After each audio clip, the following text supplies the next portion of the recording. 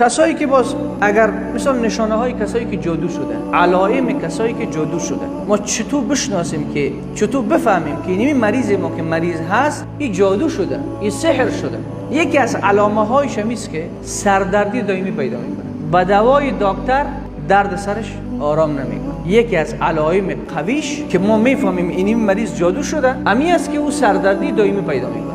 دوای دکتر میخونه هیچ تاثیر نمیکنه. سابق اگر سردرد میشد یک گولی میخورد دردش تسکین میشد، حالا هر چی گولی میخوره درد سرش آرام نمیشه. دکتر هم تشخیص کرده نمیدونه که دردش چیست، میگه مشکل نداره ولی سردردی برش است. این از علائم جادو و سحر است. یک مریضی که سردردی دائمی پیدا کنه. دو، اتفاقی که بین ای و زنش بود، امی محبت از بین زن و شوهر برداشته میشه. هر روز تنفر از این بیشتر با زنش و زنش بیشتر با این. هر کسی که جادو شده، همون نفری که جادو شده، تنفرش اگر مرد است از زن تنفر پیدا میکنه، از زن خودش، و اگر زن جادو شده از شوهر خودش تنفر پیدا میکنه، تا جایی که هیچ مشکلی در خانهشون نبود، با هم صمیمی بودن، با هم محبت داشتن، یک بار داغ میشن، یک بار مشکلاتشون به اندازه کلان میشه که منجر به طلاق میشه. این دوم علامه کسی که جادو شده و سحر شده.